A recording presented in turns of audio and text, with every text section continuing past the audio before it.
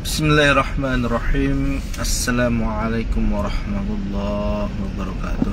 Teman-teman, sembari menikmati situasi macet di Jakarta, ada baiknya saya menyampaikan beberapa hasil daripada bacaan terhadap teks-teks kitab kuno di Sumbawa.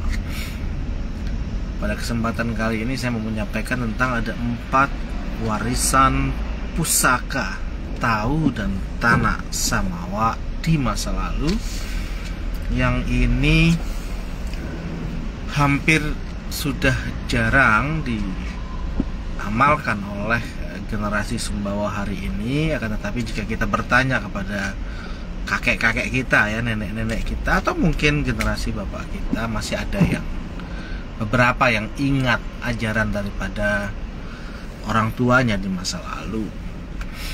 Satu hal yang menarik dari Sumbawa adalah karena seluruh amalan begitu, atau seluruh hajat, mohon maaf ini mau hajatnya positif ataupun negatif, amaliyahnya itu dilakukan melalui praktek sholat. Jadi di dalam Islam kan tidak ada perbedaan pendapat ulama tentang bahwa kita boleh bertawassul menggunakan ibadah kita. Jika kita ingin anak kita pintar gitu, kita sholat, kita jadikan sholat kita itu sebagai tawassul, sarana untuk yang menyambungkan antara keinginan dengan Allah gitu, dengan hajat yang kita inginkan itu. Nah, di Sumbawa bahkan semisal ketika ada orang yang hendak mencuri gitu, mohon maaf ya, supaya satu kampung itu tertidur begitu, prakteknya itu melalui sholat, bukan melalui guna-guna, bukan melalui membakar kemenyan begitu. Tidak ada tradisi membakar kemenyan di Sumbawa. Itu prakteknya melalui sholat. Betapa pentingnya sholat itu di Sumbawa, dalam tradisi Sumbawa begitu. Oke, maka saya mau lanjut kepada apa sih yang menjadi satu identitas yang membuat satu karakter kuat tahu dan tanah Samawa. Itu ada 4 amalannya yang saya sebut sebagai 4 warisan pusaka yang sejatinya mari kita amalkan kembali hal ini.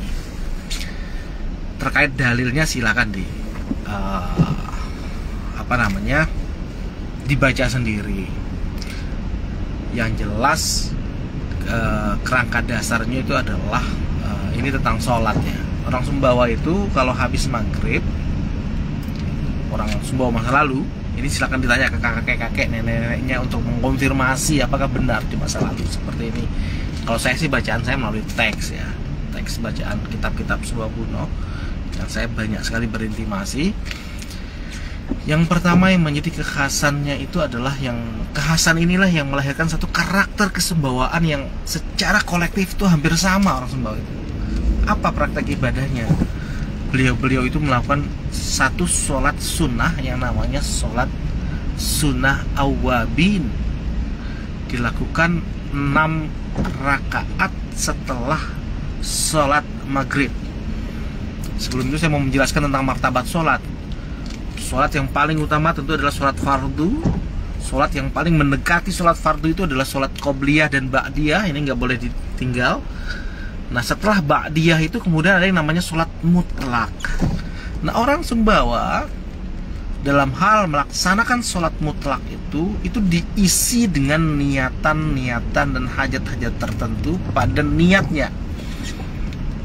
Sholat awabin, misal kalau dalam banyak ulama mengatakan sholat awabin itu di saat sholat duha, tapi di Sumbawa lebih banyak dipraktekkannya itu adalah setelah sholat maghrib, mengangkat 2 rakaat ba'diyah, kemudian mengangkat 6 rakaat sholat awabin, masna, salam 2 kali, salam 2 kali, salam 2 kali. Rata orang Sumbawa melakukan hal yang sama di masa lalu. Awabin itu artinya adalah sholatnya orang-orang yang bertaubat.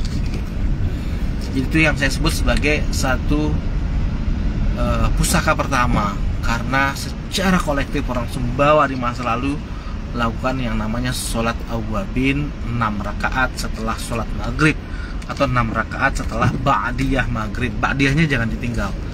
Ba'diyah derajatnya lebih tinggi dari sholat hajat, karena dia mendekati sholat wajib. Itu yang pertama teman-teman. Yang kedua adalah sholat tahiyatul wudu. Tahiyat itu artinya itu memuliakan, menghormati, hormat, gerak, tahiyat itu bahasa Arabnya.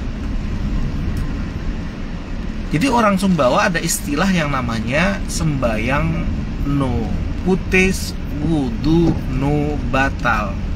Saya tidak mau masuk menjelaskan lebih panjang tentang itu, tapi saya hanya mau mengambil salah satu praktek daripada apa sih pengertian sembayang no putis wudu no batal itu. Orang-orang Sumbawa di masa lalu itu hampir semuanya melakukan satu praktek yang namanya dawamul wudu. Dawamul wudu itu adalah wudunya itu dia selalu dalam keadaan bersuci. Karena orang yang dalam keadaan bersuci wudu gitu, dia pasti akan menjaga hatinya, menjaga lisannya, menjaga pikirannya, menjaga matanya, menjaga telinganya dari hal-hal yang kira-kira akan membatalkan wudunya. Betapa terkontrolnya begitu orang-orang yang menjaga wudu ini. Nah, orang Sumbawa dalam hal menjaga wudu itu dawamul wudu, dia kemudian setiap batal wudu dia langsung wudu kembali, dan setelah wudu dia angkat sholat 2 rakaat yang disebut dengan sholat tahiyatul wudu.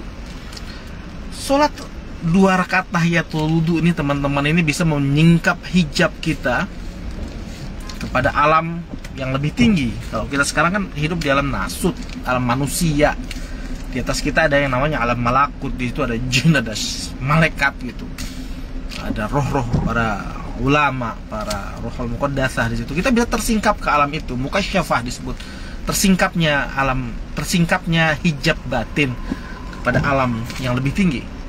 Itu dengan dawamul wudu. Makanya kalau orang yang dawamul wudu, setiap batal wudu, wudu lagi angkat sholat 2 rakaat yang namanya tahiyatul wudu, menghormati wudu. Maka di malam hari ketika dia bermimpi, dia akan terbuka kepada satu informasi tentang apa yang akan terjadi esok hari. Itulah kadang disebut sakti biasa orang Sumbawa itu.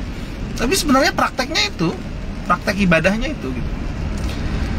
Yang ketiga adalah warisan pusaka tanah dan tahu samawa adalah mereka melakukan satu sholat yang namanya sholat kafarat baul. Ini dahsyat teman-teman, sholat kafaratul baul. Rata orang Sumbawa kita melakukan itu. Orang tua ya, sekarang sudah jarang. Mungkin nama sholat kafaratul baul juga sudah banyak yang lupa. Kapan dilakukan sholat kafaratul baul? Saya ingatkan kembali bahwa ini nama-nama sebenarnya nama niat sholat ya. Semua nama sholatnya sih sholat mutlak. Jadi kalau mencari dalilnya ya ini sholat mutlak.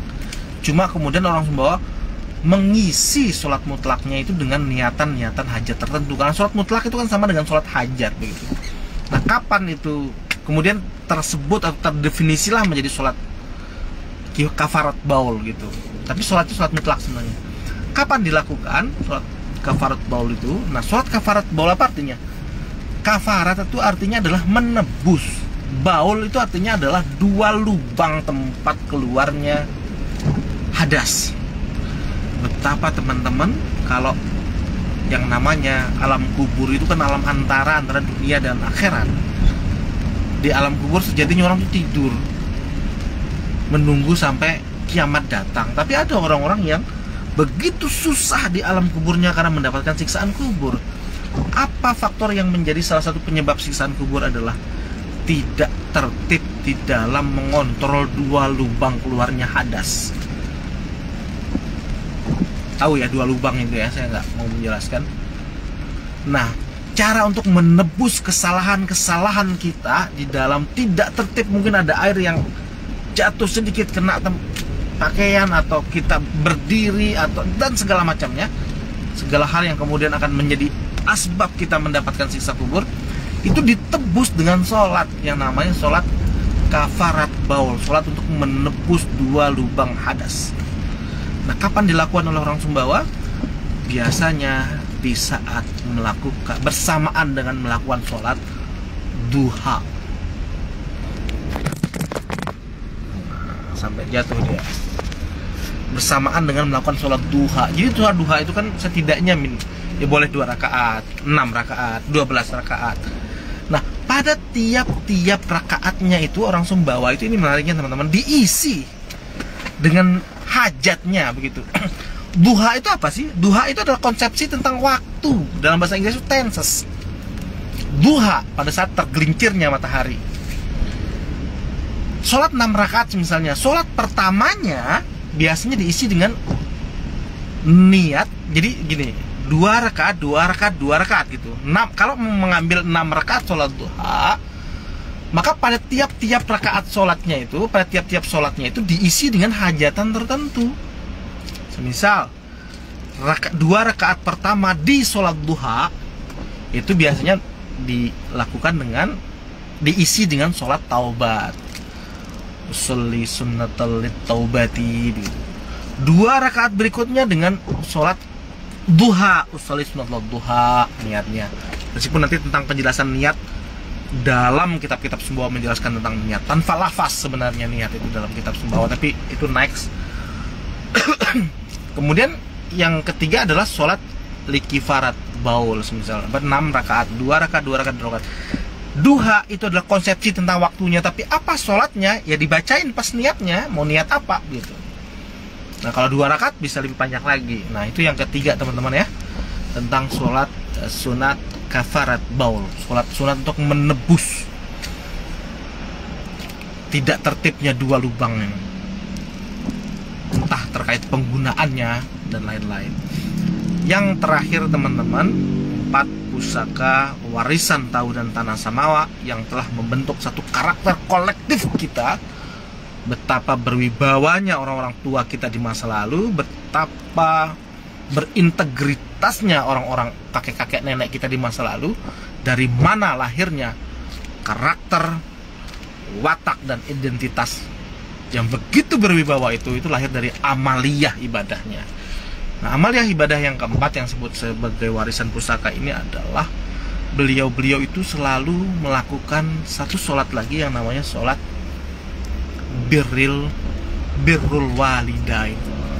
Sholat untuk menghormati kedua orang tua, sholat bakti kepada kedua orang tua. Kapan beliau-beliau melakukan sholat bakti kepada kedua orang tua? Itu bertepatan dengan waktu tahajud. Apa arti tahajud? Sekali lagi, tahajud itu konsepsi waktu. Sholat lail itu adalah konsepsi waktu. Tapi apa nama sholatnya ya harus diisi. Misal tahajud itu artinya adalah sholat pasca bangun, artinya itu sholat setelah bangun. Kalau sholat lail ya sholat yang dilakukan di malam hari. Tapi apa jenis sholatnya? Nah, diisilah dengan hajat-hajat itu. Salah satunya ketika sholat tahajud, misalkan bisa panjang sholat tahajud itu, bisa 2 rakaat, adalah sholat ridho. Semuanya adalah sholat tahajud, tetapi nama sholatnya begitu. Ada sholat ridho. Kemudian disitulah orang Sumbawa itu ketat dengan yang namanya sholat bakti kepada kedua orang tua. Contoh niatnya adalah yang terlafaz ya, meskipun niat itu di dalam fuad, usolli sunnatal libiril walidain rakaata ini mustaqbilal kiblati ada alillahi ta'ala. Begitu teman-teman, tentang sholat baul tadi saya ulangi sedikit. Kalau yang lain dilakukan dengan cara berjamaah boleh. Kalau sholat baulnya tadi yang tentang hadas itu dilakukan dengan sendiri. Demikian teman-teman, apa yang menjadi warisan daripada tahu dan tanah samawa, yang kesemuanya itu adalah didapatkan melalui praktek sholat. Yang saya katakan mau positif ataupun mau negatif, itu semua orang semua melakukan lewat praktek sholat. 4 warisan pusaka tanah samawa, silakan dikonfirmasi kepada kakek neneknya. Pernah dengar nggak kek Depapin ada dibasingin sholat awabin? Coba deh, maka itu akan terkonfirmasi pada kitab-kitab yang saya baca. kitab-kitab kuno Sumbawa yang saya baca itu disebut sholat awabin, sholat tahiyatul wudu untuk sembahyang no putis wudu no batal itu, kemudian sholat kafarat baul, dan yang keempat adalah sholat birril walidain. Terima kasih teman-teman, semoga kita bisa mendapatkan keberkahan daripada amaliyah para leluhur kita yang kesemuanya itu begitu ketat dengan praktek iman dan Islam. Terima kasih. Sekarang kita sudah mulai masuk tol dan sudah mulai tidak macet di daerah Tomang. Assalamualaikum warahmatullahi wabarakatuh.